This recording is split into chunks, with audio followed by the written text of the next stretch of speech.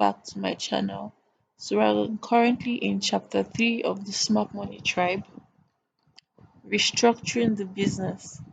Tammy. Tammy stood in the middle of her material in full crisis mode.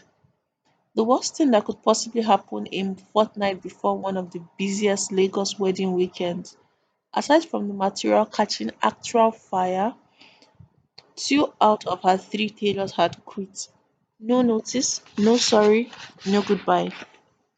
They had just collected their salaries and not shown up for work. This was a nightmare. She had two brides and about eight bridesmaids to fit alongside Ashwebi for at least eight wedding guests. At this point, she wasn't sure which outfit had been completed or which outfit had even been started. All she could see was her least qualified tailor's confused face. The tailor the tailor's assistant Basirat hopping in a corner, whimpering Egba me. What we going to do? What we are we going to do? Over and over again instead of being proactive. Tammy closed her eyes for a few seconds, grinding teeth and resisting mightily the urge to slap some senses into the girl.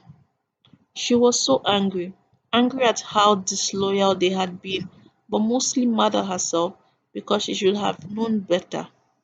They had both worked with her for more than a year and had lured her into a false sense of security. Her thoughts were interrupted by the sound of her phone ringing. It was Zuri. In the middle of a mini meltdown earlier that afternoon, she had texted Zuri, who had been in a meeting, then sent a text to her group chat. 3 hours post cry feast. She was calmer, but still with no solution. Hi Zuri. Oh thank God. You sound calmer. Zuri relief brought through the phone. Anyways, good news first. I called the two tailors I used in case of emergencies. Remember those young boys that live on my street? They have agreed to be your machinist for the next 2 weeks. I've sent them transportation money and your address. They are on their way. You can negotiate with them when they get there. Oh my goodness, thank you so much, baby. You are the best. Also, Lara says she got the number of an agent who can get you a pattern cutter to work as a contract worker in the meantime. So check your phone. She's in a meeting, but she says she loves you and you should calm down. Besties come true. You would laugh if you saw me right now. I'm standing in the middle of the material just being a hot mess. I haven't made a single decision since I got off the phone with you, and the two documents I have here are also just staring at me, clueless. Zuri, honestly, I just want to go back home and crawl under my covers, and maybe summon the energy to deal with this tomorrow. Zuri cracked up. Don't do that, my love. Trust me, you can do this. By the way, I didn't get the full gist of what happened. Tammy took a deep breath, walked out, walked out and into her tiny office. That bikini girl poached my tailors, Tammy groaned. I got to work.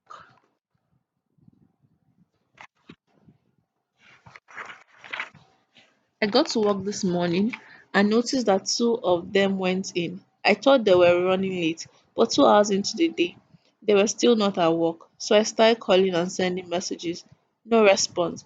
Then I noticed my third tailor, Gabriel, looking at me suspiciously. And so I knew something was up. I grilled him and he spilled the beans. Tammy gave a rundown of what Gabriel had said and that the two staff members had collected money on the pretext of a sick child and suddenly pregnant wife. Like, I'm weak for these people. Why tell me such extreme lies? Who does that? Put sickness on a child because you want to lie. Bikemi must be paying oil and gas money. Zuri commensurated. Ah, wait for it.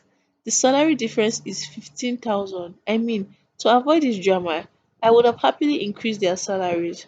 But that's the thing with these people. There was no communication. I had no idea they were not happy. But did you call Bikemi to confront her? You guys are friendly. Abby? Confront her, Care. There's nothing she would love more. She's probably watching to see if I can recover from this blow. This is why I like to keep these industry people at arm's length. At best, she's a frenemy. I say hello to at an event and maybe take the odd Instagram picture with Zuri laughed. Do you remember that makeup artist, Wana, whose two best hands left to set up their own thing after apparently stealing from her and poaching her clients? You see, I expect that from Nigerian staff. But the part I don't understand is the friend and client who then go to the traitor's new store to patronize them under the guise of it is cheaper. Bullshit. The thing is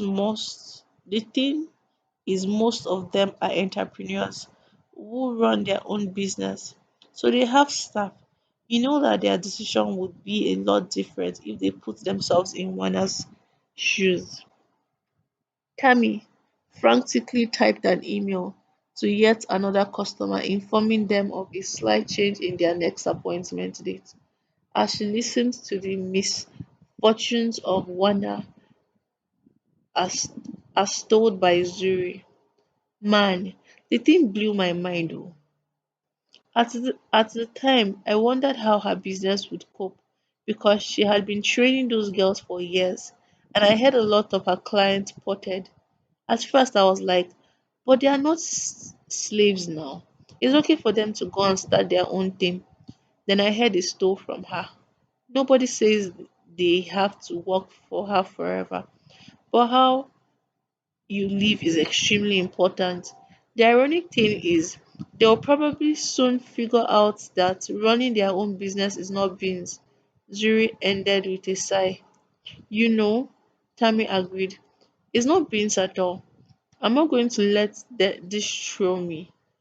Bikemi will probably lose those tailors to the same way she got them. It's going to be difficult to get new tailors and train them again. My dear, it's not easy. You just have to roll with the punch. Doing business in Nigeria is tough, especially when dealing with staff.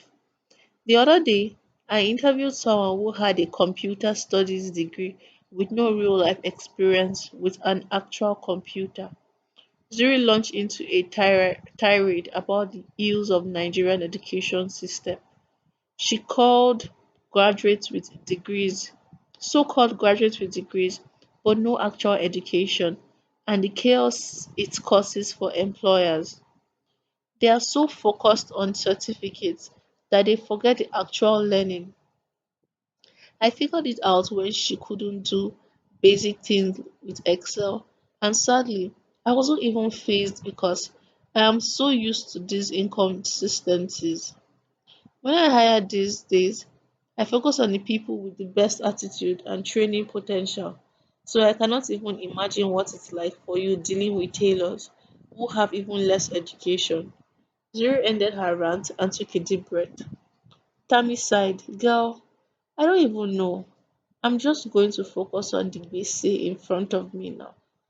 I'll be sleeping in the office this weekend at this rate.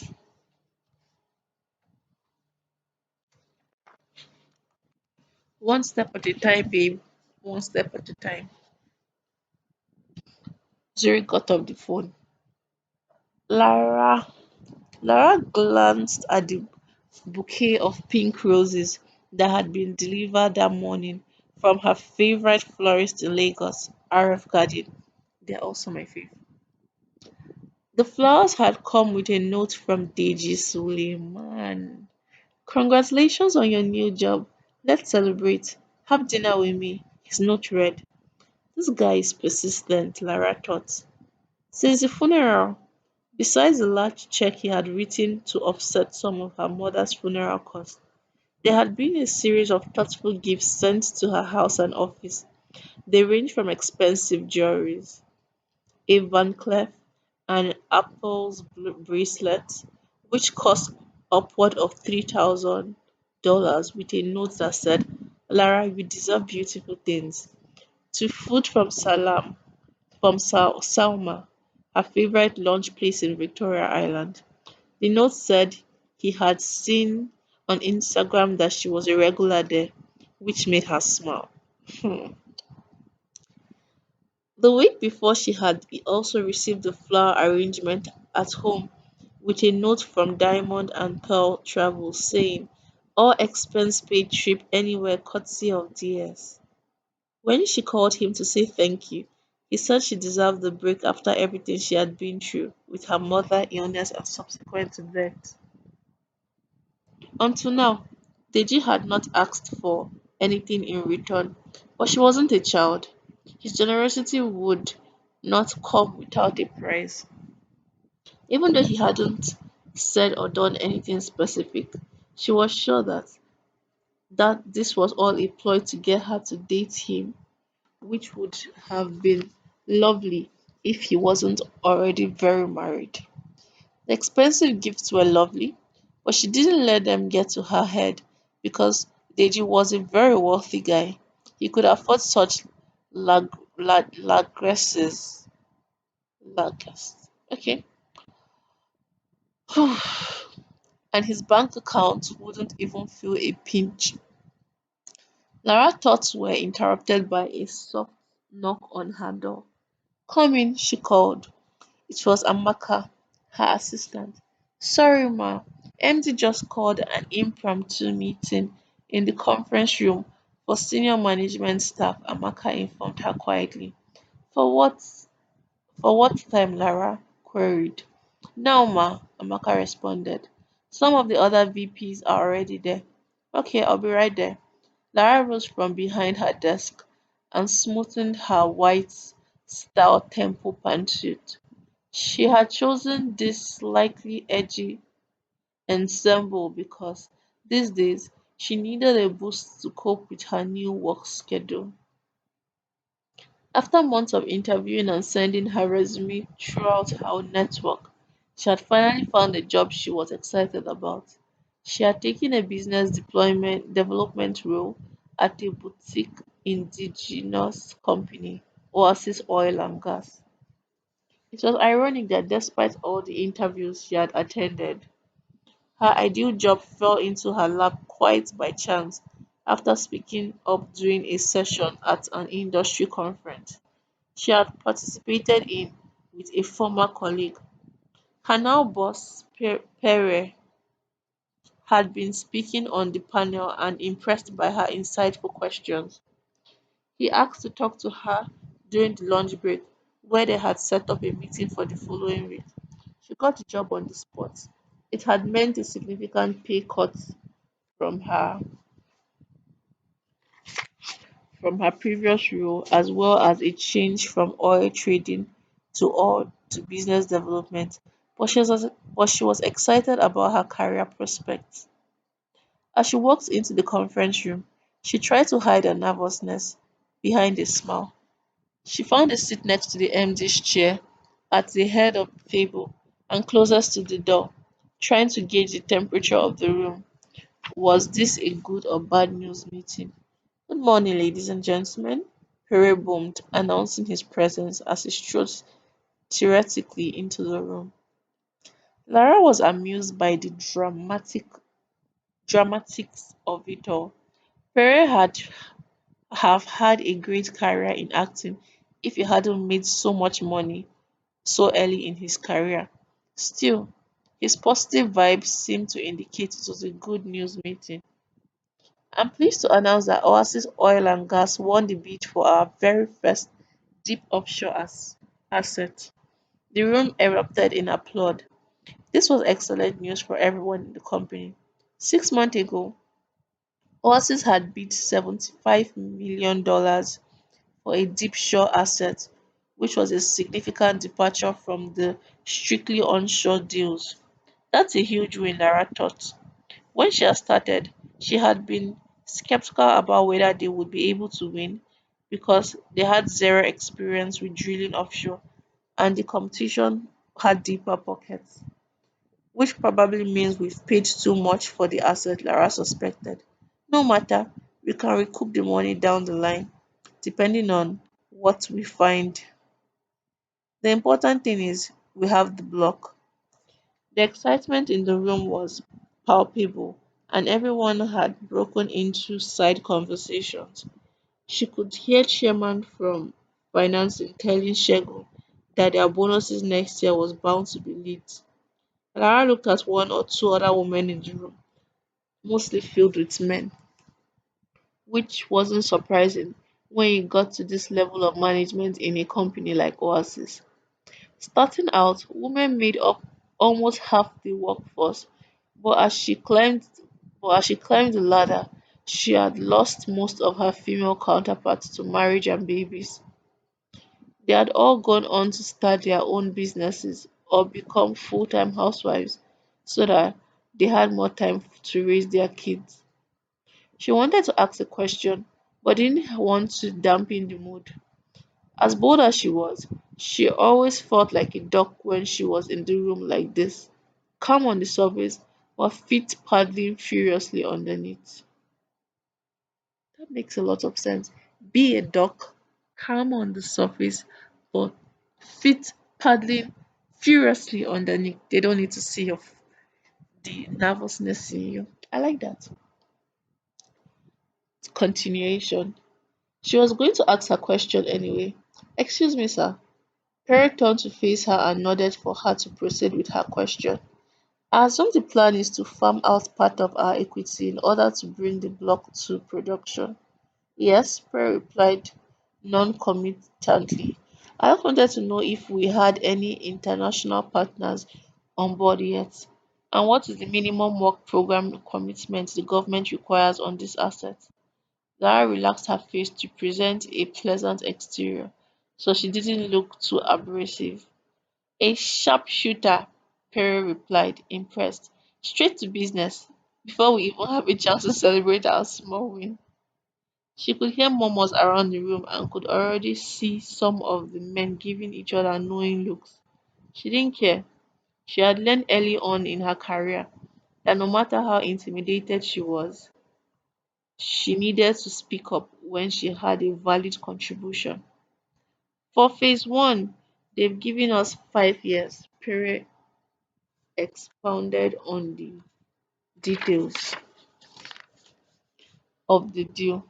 We have to acquire the and interpret 500 square kilometers of seismic map out of seismic map out the subsurface, identify an optimal drilling location, and drill one exploration well. Sounds fair. Lara jotted notes furiously as she tried to write down all the essential details. Lara's phone notification light flashed. There were several messages from Tammy and Zuri.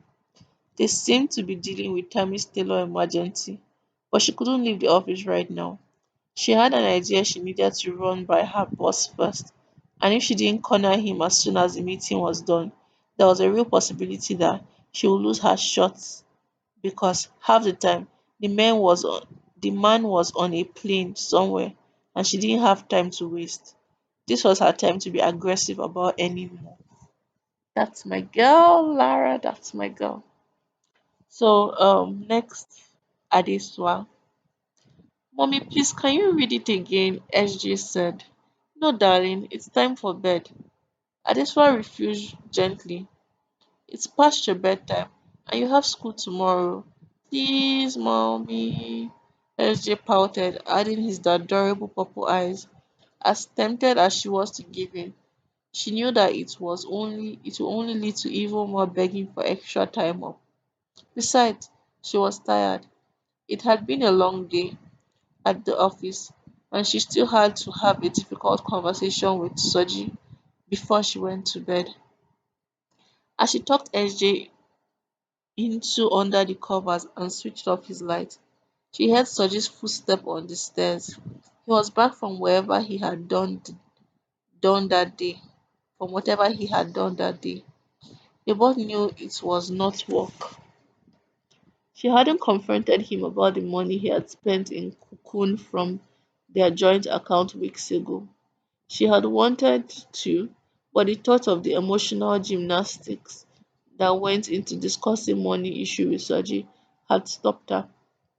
It wasn't worth the drama, she had thought at the time, although her silence seemed to have translated to acceptance because Soji's spending from the joint account had gotten progressively worse and she was still too afraid to confront it until today. Oh my god, Adeswa. Hmm. Today, she had done a tally of the amounts he had withdrawn over the last month, and to her horror, they had been progressively larger 30,000 here, 50,000 there, and then payments there were from 500,000 and more, all unexplainable. She had tried to pay their rent the week before, and the balance in the joint account meant she had to liquidate some stocks to meet the obligation. She was tired of living like this. Hello, my love, Soji said. Oh, the little demon. As he threw his blazer and briefcase on the sofa in the bedroom. Good evening, Adeswat clipped response. Slide right over his head. It seemed like he was in a good mood. Why are you squeezing your face? Soji tried to sweet talk her out of her mood. Am I? Adeswa asked coldly. Sorry, I didn't mean to. I was just thinking. Thinking about what now? Soji smirked. You're always thinking. Well, someone has to, Adeswa remarked as she folded clothes with sharp movements and betrayed her temper and put them in the wardrobe. What does that mean? Soji said, sounding offended. It doesn't mean anything. Adeswa reined in her anger, knowing that he would use this to pick a fight and she needed him to be receptive. I made spaghetti bolognese for dinner, Adeswa volunteered. Do you want to eat upstairs or downstairs? Spaghetti again, Soji complained. Hey God, this Soji has nerves. Spaghetti again, Soji complained. I've told you I don't want to be eating carbs at night. Can't you make a salad or something? I had to cut the grocery budget this week, Adeswa explained. There was no money for extra like lettuce and cheese. Fine, Soji said, sounding irritated. Just set it up downstairs. As she set a place for Soji, Adeswa began to think of ways to discuss the issue with him so it didn't turn into a destructive argument. I'll just keep my voice as calm as possible, Adeswa thought. The best thing was to stick to the facts and focus on what she wanted to gain from the conversation, which would be his changed behavior. However, she knew that chances were that Soji would get defensive and hurl insult at her. Oh God, that is so. Soji walked down the stairs and settled into the chair at the dining table in silence. As Adeswa served his dinner, she contemplated confronting him while he ate, but decided that he would be in a better mood after his meal. Soji, I want to talk to you about something. She watched him walk towards the television to set up his PlayStation 4. What? He sounded distracted, irritated, and not the least bit interested in what she was trying to say. Please, I just want to wind down for the day. I don't want drama tonight. It won't take long, but it's important, Adeswa grimly continued. Soji looked at her for a second and then went back to playing his game. It's about our finances, Adeswa continued. I'm worried that there's a lot of unexplained debts going out of these days and it has made it hard to pay our bills. What unexplained debts? Soji asked, still playing his game. Well, there was the 1 million in Cocoon the other week, Adeswa said. I guess it's not so unexplained then, Soji said. Besides, I told you I was celebrating closing a deal with my friend. Don't worry, I'll pay you back the money when the deal pays out. Oh God. Responsible people usually wait till they've actually gotten the money from the deal before they start spending money. They don't have to celebrate a deal that hasn't materialized yet. And this was her thoughts. However, she kept her thoughts to herself because she knew pointing this out to Soji would only add fuel to the fire.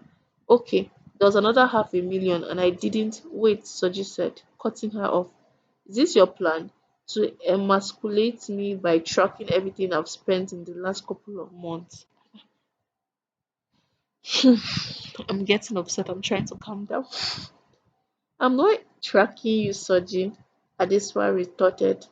I'm just concerned. It's been a struggle to keep up with paying the bills. I just want us to talk about it and make adjustments. It's not your fault, Soji sneered. It's because I have been going through a tough time. You want to rub it in my face.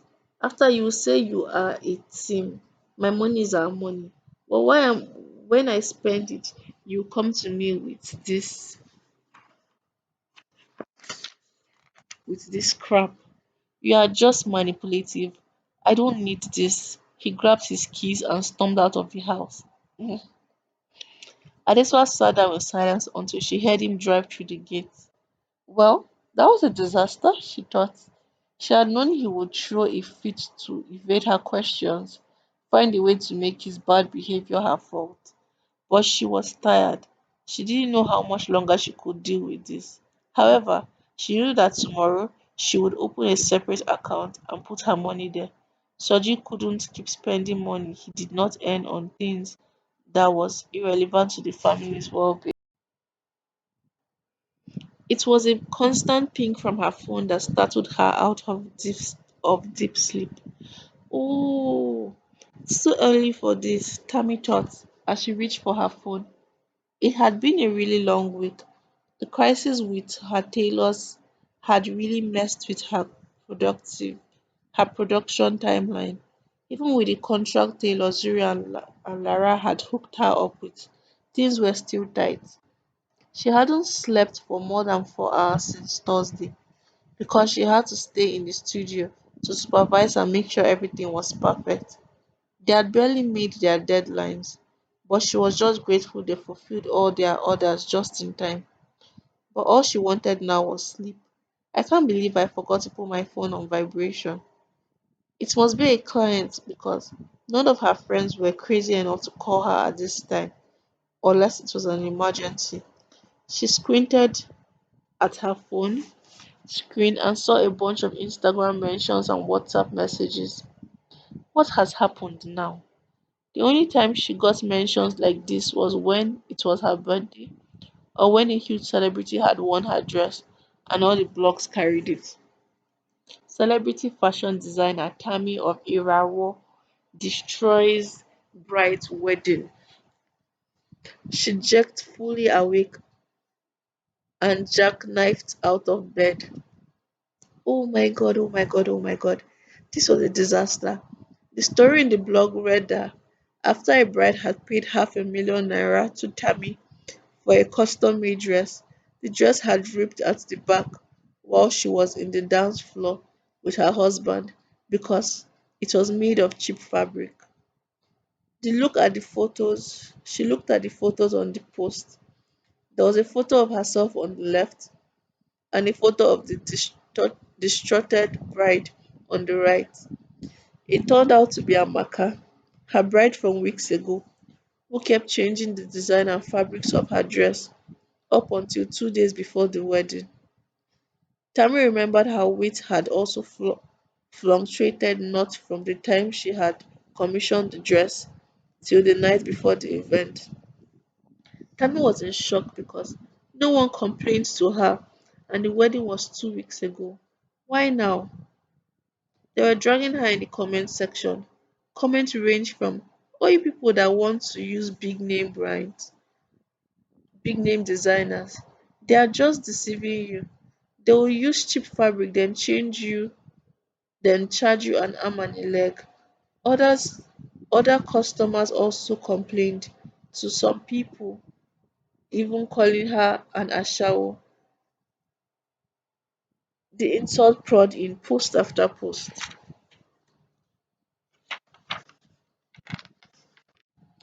Her thoughts were interrupted by an incoming call from Zuri. Babe, just saw the mess on Instagram, Zuri said. Are you okay? Tammy sobbed.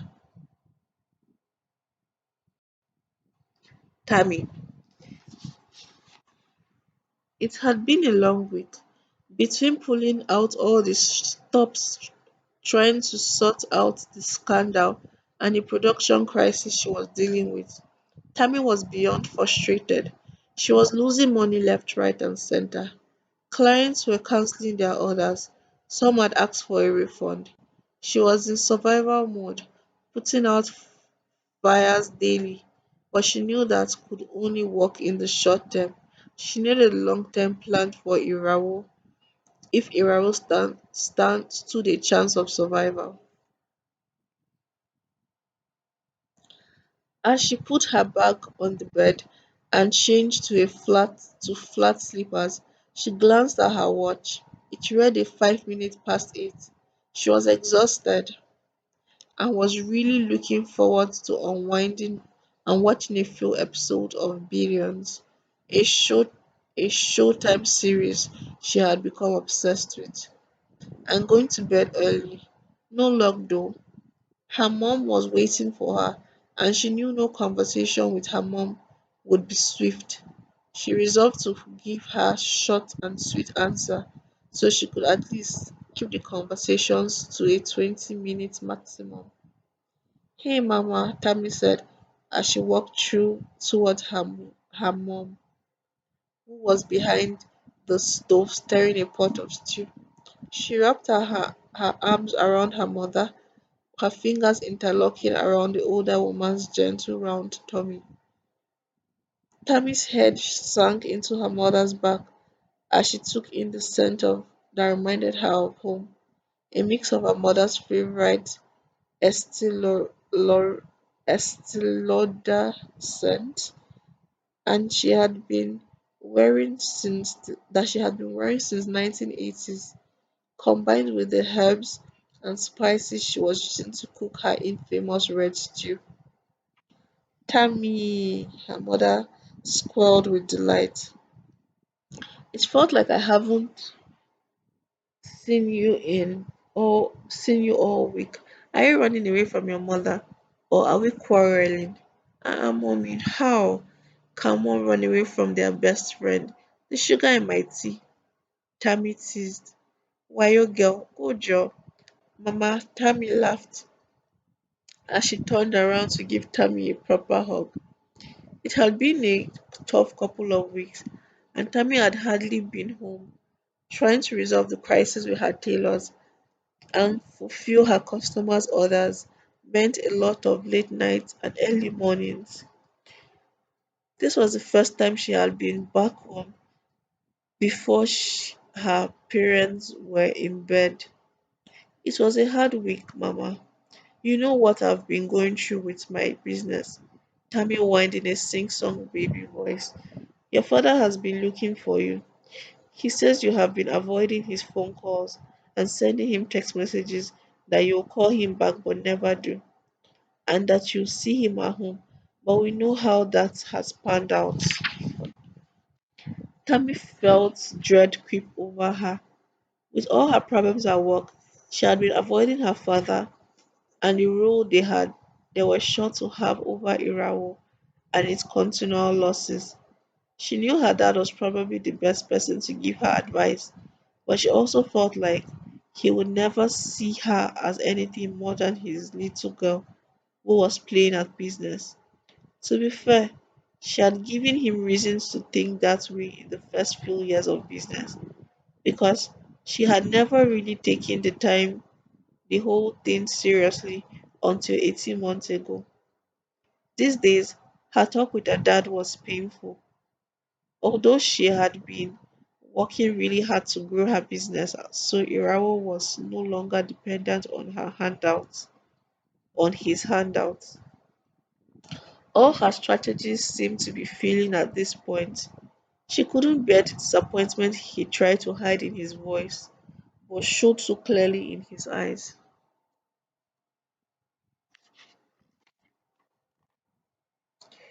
He is in his study. Go and greet him, Mama Tammy instructed sternly, interrupting her daughter's thoughts. She made a sign of the cross as she knocked the door of his study.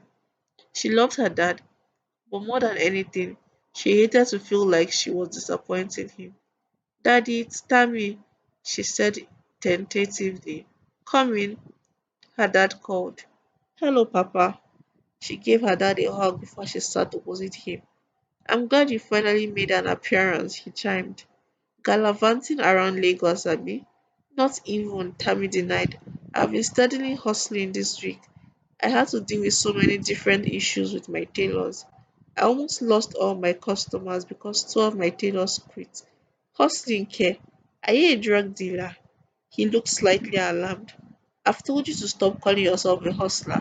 It is so unladylike. Tammy grinned at his old school outrage. Sorry, Daddy. I keep forgetting that you are from a different world. It's a generational thing. Madam, your generation cannot just redefine a word and give it their own meaning. He scoffed. It is bad enough that I sent you to school to study engineering and you decided to be a fashion designer. Tammy stared at him blankly. She was tired of her father's constant reminder that she didn't decide to become an engineer and follow in his footsteps. She never had any interest in the course. She had just finished her degree to fulfill all righteousness. You are looking at me, he groused. Daddy, I don't have much to say. Fashion is my passion, sir, Tammy said. She switched from Papa to Sir when she was feeling defensive in a conversation with her dad. He lectured her at least once a month, and no matter how many times they had the conversation, he remained unconvinced. Passion, he spat the word out as though it was dirty. You children nowadays and your bullshit passion. Sewing clothes for socialites that won't pay. Tammy wanted to roll her eyes, but knew if her dad saw that, he would answer with a dirty slap. The non-payment thing had happened once. A socialite had been trying to get out of paying for an ashrabi she had made for a wedding, and Tammy had made the mistake of sharing her frustration on the matter with her father. At the time, he had been sympathetic, but now he did not hesitate to throw it in her face when he wanted to make an argument for why she should apply for jobs at an oil and gas company. I'm now convinced that you want to be hungry and poor, and I'm done indulging this frivolous hobby, he lectured. When you're tired, you will go get a job. Okay, Daddy, Tammy suit. He wasn't having it. Okay, Abby, you wasted the school fees I paid, and now you are wasting the millions I've given you for Iraro nonsense. 7 years and I haven't seen you turn a profit. The business cannot even stand on its own without my money. I'm sorry, Daddy. I'm turning this around now. I admit the first 5 years I didn't really know what I was doing, but in the last 18 months, I have really stepped up, I promise. Tammy pleaded.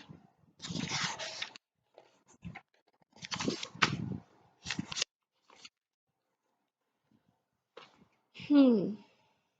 That's what you said 6 months ago when you were convincing me to give you another 1 million to restructure your business. He sneered. Am I wrong? How much profit did you make from the world's class fashion show you put on? He mocked. None. Tammy had the grace to look ashamed. But still, she deflected. I made a loss. It wasn't my fault. Things just didn't go as planned. But I'm fixing it. Your passion has to feed you, my dear. His piercing stare was filled with frustration and annoyance. If you were not living under my roof, eating my food, and basically getting pocket money to keep your business afloat, how would you survive? How would you pay rent? Live the life you love so much? I don't know. Tammy couldn't feel any lower. Why did he have to rub it in? It was bad enough that she had to deal with haters in her industry, but it hurt to come home to this kind of criticism from her own father who was supposed to believe in her more than anyone else. Seeing the look of despair on her face, her, her father seemed to pause for a minute, as though to consider his next word carefully. Tammy, I know it seems as though I'm being hard on you, but it's for your own good. You're a highly intelligent girl. I love that about you. But with the fashion thing, it seems like you're wasting your life. Daddy, how can you say that? I am not. It is my passion. I'm trying to make it profitable. These days, you never even recognize my efforts. Her frustration wheeled up and threatened to spill over. I've been putting in so much work. I've stayed the course instead of giving up. You should believe in me more than anyone else.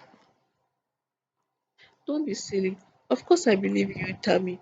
But I have thrown millions of naira at the problem, hoping you would figure it out. No matter how much money I give you, this doesn't seem to be there doesn't seem to be any progress. He stared at her intently. I'm afraid we've reached the point where we have to ask ourselves if this is the right course. Maybe you are not good enough at this to make money from it. In fact, let's be practical. How many Nigerian fashion designers become millionaires? Tell me. Tears started to well. There's no need to cry, Tammy. I'm just giving you constructive criticism. I want you to succeed. If we need to find another career path, I'd rather you do it sooner than later. She was silent, and the tears were now streaming down her face profusely. This is business, Tammy. Why do you have to get so emotional? This is definitely something you get from your mother, he scolded. In fact, this is Abike's 2 points, he said as he shook his head. Your mother is a lovely woman and a great wife, but I don't want you to repeat her mistakes in business. Unfortunately, history seems to be repeating itself with you. Me throwing money at a series of failed businesses started at your mother's whim that doesn't amount to anything but hobbies. Her father got up and started pacing the room, pausing every so often to point and gesticulate. How much have I invested in your business in the last 6.5 years? 5 million? 10 million naira? Do you know how many entrepreneurs will queue for the opportunity to gain access to capital of 10 million? 10 million interest free. I'm sorry to have disappointed you, Tammy sobbed as she listened to the lecture. No need to be sorry, Tammy. I just want to let you know face to face that I will no longer be supporting your business financially. I put a roof over your head, feed you, and I have paid your school fees, which is the best any parent can do. From now on, you will have to figure things out by yourself. Smart money lessons. Running a profitable business. Social media has glamored entrepreneurship, but the reality is that globally it remains challenging. It can leave you broke, stressed, and questioning your sanity. In Africa, there is the added stress of operating while dealing failing infrastructure and limited access to capital, and also the other niches that are available in better developed countries. However, it can be a beautiful nightmare when it works because difficulty and problem often equals opportunity, and we have plenty of all three here. An entrepreneur finds a problem to solve that people will pay them for a profit. However, the road between idea and profit is littered with obstacles. Let's use Tammy's business and the fashion industry in Nigeria to highlight a few mistakes entrepreneurs make. Heading: The business model is broken. If you ask entrepreneurs in Africa why their business is struggling, 3 out of 4 are going to cite lack of capital as the issue. While this is sometimes true, But money can solve a lot of issues. The truth is sometimes the business model is broken. A business model is a framework that helps you understand how the business activities within the business come together to create value. The entrepreneur may have figured out a problem to solve, but not how to make money from it. And if your business model doesn't work, money won't solve the problem. It might make it worse. 100,000 naira problem could quickly turn into a million naira problem because cash was raised, but the money was applied in a way that did not positively impact the bottom line. In Tammy's case, she got seed capital and subsequent funding from her father, but it had still not led to business being profitable. This could be a few reasons, one of which could be spending on a fashion show, which is great in terms of branding and positioning, but does not lead to sale. In the end, the question is, what is the return on investment? In Nigeria, the fashion industry has grown tremendously, but this has not resulted in profit because the model is broken and there are big gaps in production and distribution. Let me explain. Internationally, one of the major reasons for fashion shows is to showcase the designer's collection to buyers who have large distribution networks. For example, buyers from Selfridge, Saks, Nordstrom, etc. send representatives to fashion shows. A buyer sees piece within a collection they think they can sell and place orders for them, e.g., 100 pieces from a collection, 200 pieces for a design, which translates to revenue for designers. Here, however, the fashion show looks great, but there aren't many buyers, certainly not ones with significant purchasing powers.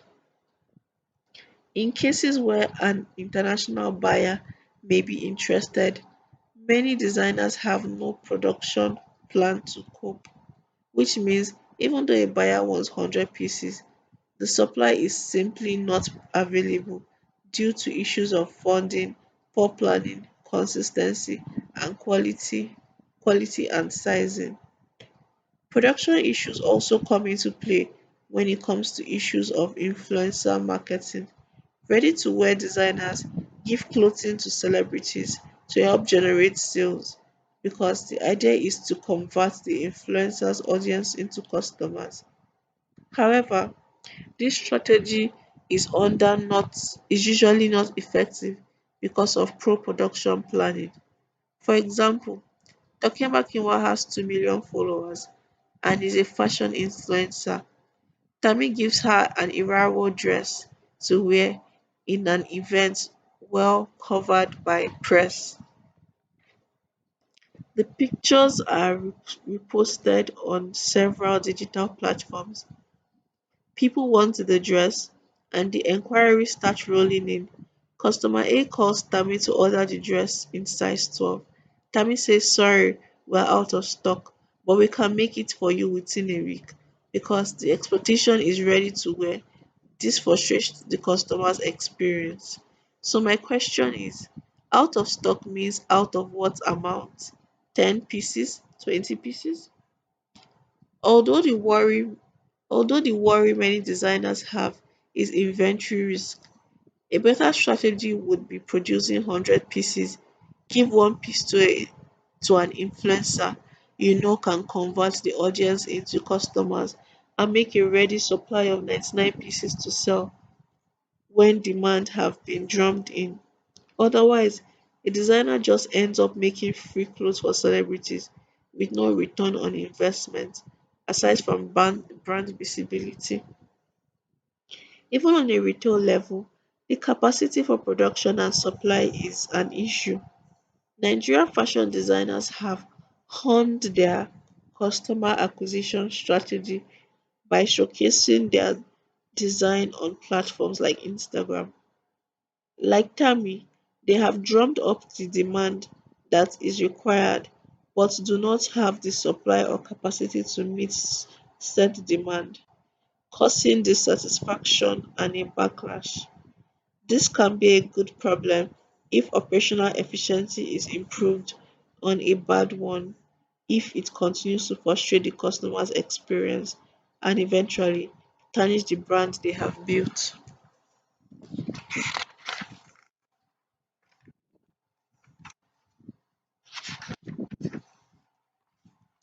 Heading: Vanity metrics versus value. Social media is a huge driver for many SMEs. It has created a low cost platform for businesses to increase their visibility and grow their brand. It is easy to get carried away by vanity metrics such as the number of followers on Instagram, number of likes per post, number of registered users or downloads. These are fantastic because they show signs of traction. However, it's important to distinguish between real metrics and vanity metrics because if you only track vanity metrics, you can get a false sense of success. We must remember that there's a difference between customers and the people who like your post on social media. Your customers are the people who pay for your goods and services. And this is important to note because like likes are great, but sales are what sustains a business. Visibility is a currency, but again, the real question is how does it convert your audience to customers so that visibility leads to sales or generate revenue? Another heading: customer profile. Have you clearly defined your target audience? It's important to identify your ideal customer. Give them a name. Where does CD live? Where does she work?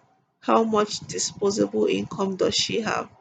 What does she do for fun? What other brands does she engage with? What are her pain points? Why is she buying your product? What problem does it solve for them? Sometimes we make the mistake of thinking people are buying a product purely for functional reasons, but you must also ask yourself what are the emotional reasons people buy your product for, and how can you leverage on that? So, for example, a mobile phone can be a communication tool or a status symbol. Not knowing who you are targeting, why they are buying, and their ability to purchase products or service, you create you create services you create can affect whether your strategy will work or not. If you don't have a accurate picture of who your ideal customer is, it will be difficult to determine your customer acquisition strategy or a sales strategy. You may have a brand, but can you sell? Heading: accounting system. There are businesses that generate high revenues but are making a loss, and the business owners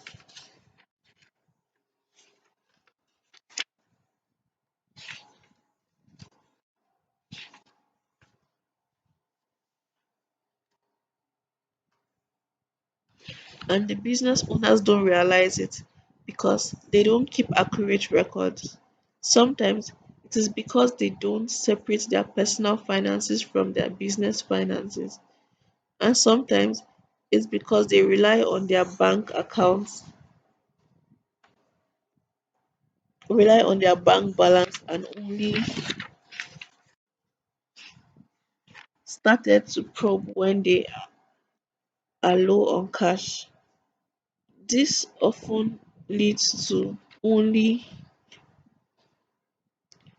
this often leads to a decision to raise extra capital on the form of debt.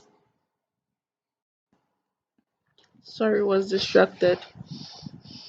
This often leads to a decision to raise extra capital in the form of debt or equity, to keep the business afloat. But sometimes you don't need a loan to you need to organize your accounting system.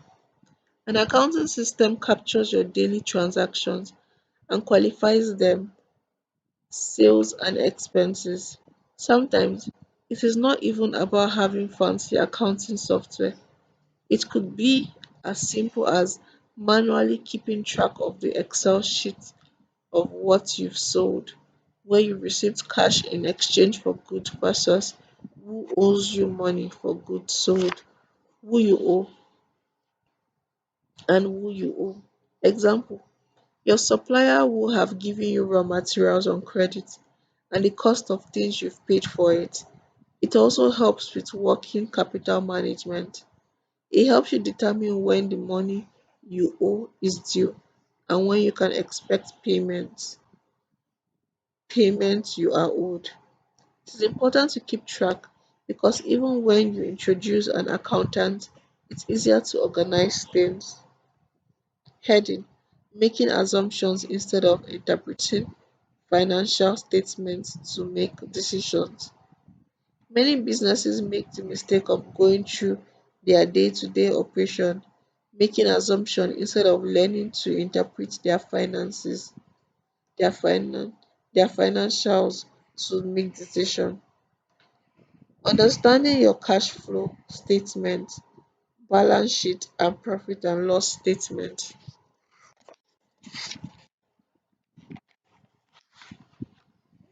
can help you identify strengths and weaknesses of the business to determine where the changes need to be made. Heading, cash flow statement. Your cash statement is an analytical tool that tells you how the company has brought in cash and which expenses it has spent those funds on during a given period. It is important because even though a business has assets, its survival is dependent on its ability to cover its expenses in the short term.